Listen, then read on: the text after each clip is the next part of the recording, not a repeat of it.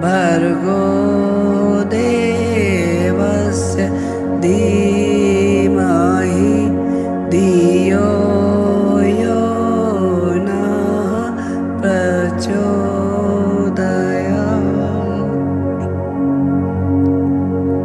परम पूज्य गुरुदेव और वंदनीय माता जी की सूक्ष्म परिस्थिति में विराजमान शक्ति स्वरूपा माताओं, बहनों और भाइयों, आप लोग शायद ये सोच रहे होंगे कि जी कोई लेक्चर देने आई है। लेक्चर देने नहीं आई, मैं तो केवल ये पूछने आई, इतनी दूर दूर से इतने कष्टों को सहते हुए मेरे भाई और बहन चल के आए। सुबह से थके हुए बैठे बैठे कितनी देर तक इंतजार किया होगा इन VIP लोगों के। उसमें खाना भी पता नहीं खाया होगा कि नहीं खाया होगा। हमें नाज है उन भाइयों बहनों पर जिन्होंने इस जंगल में मंगल पैदा किया। अब से महीने भर पहले कोई आता तो देखता यहाँ सिवाय जंगल के कुछ नहीं था।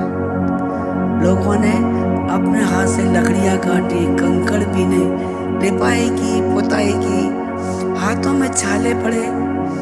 छत केवल टेंट की थी, ओस में गीली थी, ठंड के थपेड़े सहन करते रहे, लेकिन उफ तक नहीं की।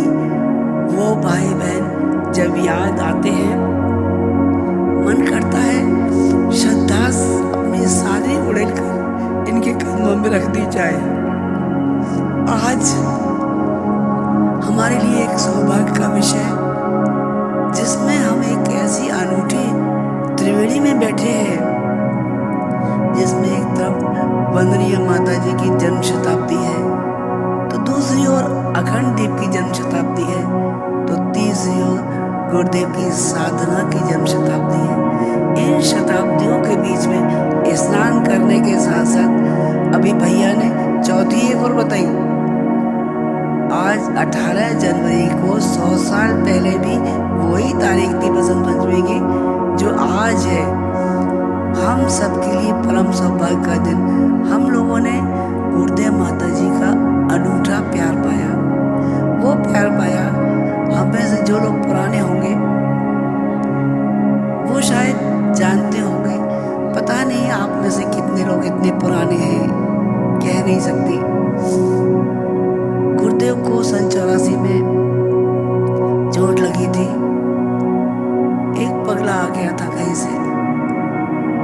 गुरुदेव की उस चोट के साथ साथ गुरुदेव ने 2-4 दिन मिलना बंद रखा। एक बहन थी, वृद्धावस्था में थी। उन्होंने अपने यहाँ एक डॉक्टर से पूछा कि डॉक्टर साहब, हमारे गुरुजी को चोट लग गई है, कोई दवा है आपके पास? वो डॉक्टर साहब सोचने लगे कि कहाँ इनके गुरुजी होंगे, कहाँ क्या है।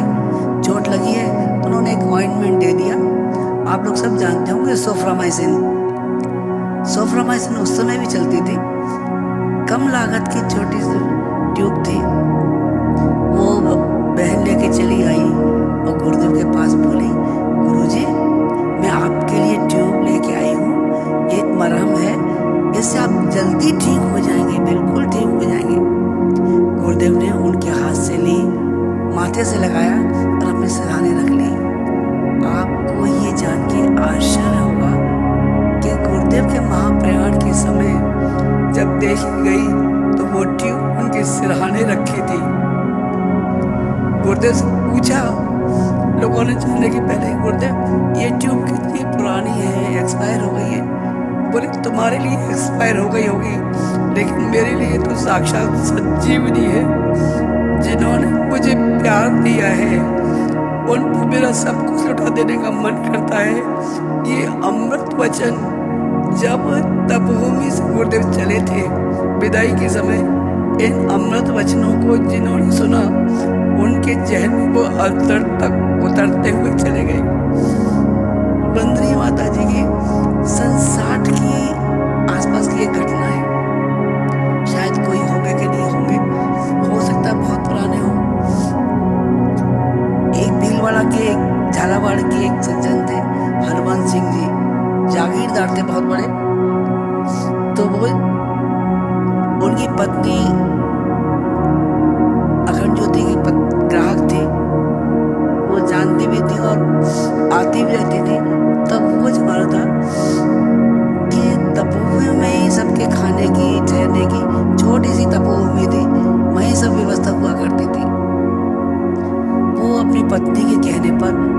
तो आए, लेकिन उनका मन बाकी काम में नहीं लगा। शिविर उनकी पत्नी ने किया, प्रवचन उनकी पत्नी ने सुने, बाकी सब काम में भाग लेती रही, लेकिन वो खाने और सोने के अलावा उन्होंने कुछ नहीं किया। खैर बात आई गई होगी। वहाँ से विदाई वाले दिन अखंड ज्योति लोग खाना खाने आया करते थे। तपोभूमि से अखंड ज्योति लगभग 1 किलोमीटर से ज़्यादा पड़ती है। वहाँ के खाना खा के बिल्कुल सादा जैसा बनता है वैसा ही था। विदाई हो के उन माता ने कहा, बेटा अपने शरीर मन का ख्याल रखना, और फिर अब जा रहे हो तो शरीर से जाना, मन यहीं छोड़ के जाना, फिर जल्दी से आना। ये विदाई लेके वहाँ से चले गए। अब जब वहाँ पहुँचे, सादगी वाला भोजन खाते खाते उनका पेट खराब हो गया। जमींदार लोगों की आदत कैसी होती है आप लोग सब जानते हैं, ऊट पटांग खाने की, ऊट पटांग पीने की, वही सब उनके वहाँ जाके उनके दोस्तों ने कहा, अरे जमींदार साहब आप शिविर कर आए वो बात ठीक है, थोड़ी सी पी के देख लो, थोड़ी सी ये खा के देख लो। और वो बहकावे में आ गए। उन्होंने खाया, उसके बाद उनकी तबीयत बहुत ज़्यादा बिगड़ना शुरू हो गई। उनको लूज मोशन होना शुरू हुए, उनको बुखार आना शुरू हुआ, तबीयत खराब होना शुरू हुई। तो उन्होंने माता जी को याद किया, माँ आप ही संभालो, मुझे लगता है शायद मेरा अंतिम समय आ गया है। माता जी ने स्वप्न में उनको कहा, बेटा ये कसाय कलमश हैं तुम्हारी जिंदगी के, इनको निकल जाने दो, 2 दिन के अंदर तुम बिल्कुल ठीक हो जाओगे। वास्तव में 2 दिन के अंदर वो बिल्कुल ठीक हो गए।